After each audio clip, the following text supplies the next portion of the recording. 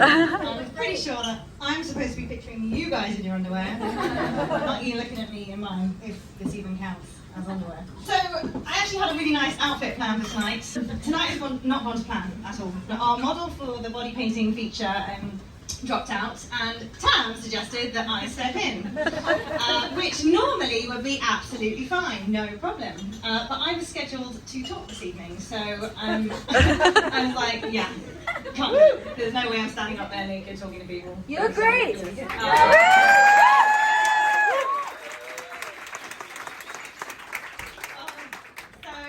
Anyway, I was just like, no, it's not happening. I just can't do this. And then I went to bed that evening and I started thinking about it. And I lay staring at the ceiling, thinking about it. And I thought, no, it couldn't be ridiculous, because I was like, well, actually, no. So I went to sleep and I woke up the next morning and I couldn't stop thinking about it. I actually realised there was no way I could not do it, and I could not do this talk like this. Because I had planned to come here and deliver a talk about self-acceptance and being comfortable in your own skin. And there I was, refusing to do exactly that. So, here I am. I'm smiling, but I'm going to level with you guys. Like, I am really outside my comfort zone. Like I don't even know what my comfort zone is.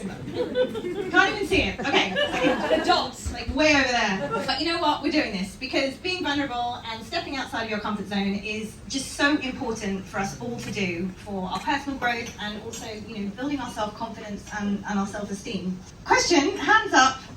Or maybe not. Actually, no, you were all participating a minute ago, so hopefully you'll raise your hands. If you like a quote, because I love a quote. Like, yes, we love a quote, awesome. Now, I've got many, many favourite quotes, and most of my favourite quotes have stuck by me for years. But one of my favourite quotes that I think is relevant for what I want to talk to you guys about tonight is beauty is about being comfortable in your own skin. It's about knowing and accepting who you are. Who agrees with that? Do you guys agree with that?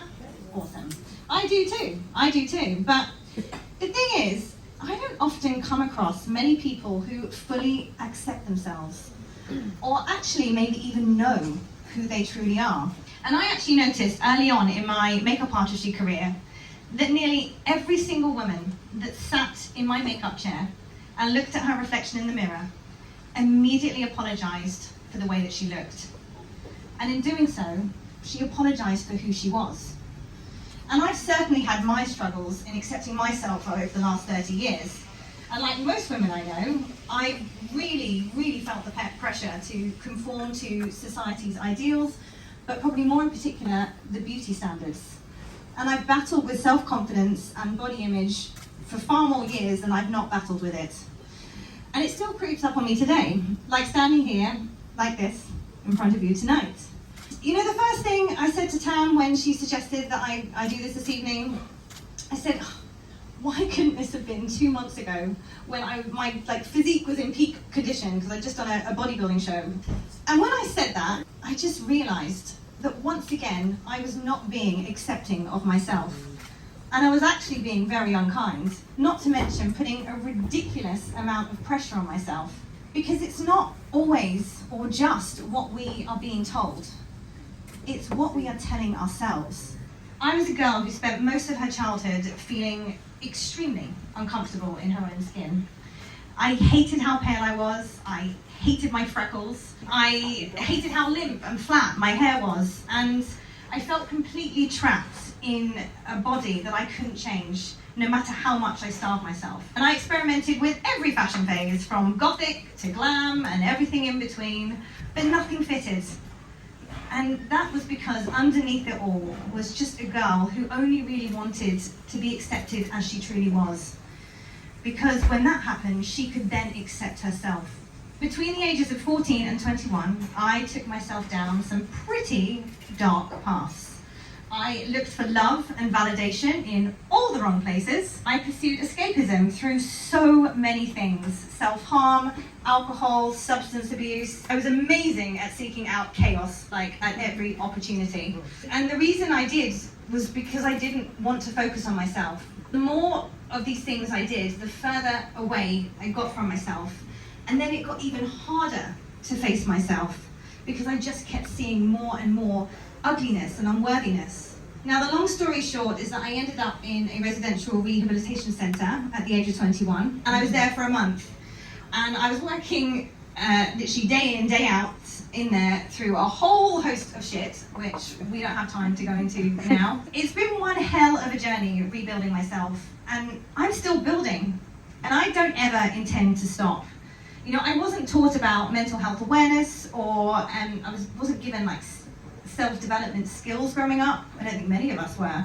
But having hit rock bottom, I was forced to learn, and I was forced to seek them out.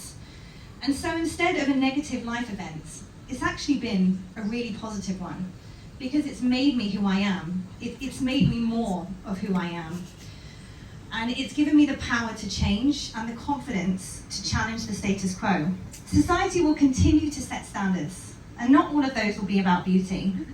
But if there's one thing I really want you to take away tonight, is that you always have a choice, whether you live up to those standards or you live by your own. Now, I'm not suggesting you will get naked and give talks to people, but you know, whatever actions inspire you to be more of yourself will inspire others to be more of themselves too. I personally believe that we need less cookie-cutter behaviour, less cookie-cutter thoughts and thinking, and just more individuality and more uniqueness in the world.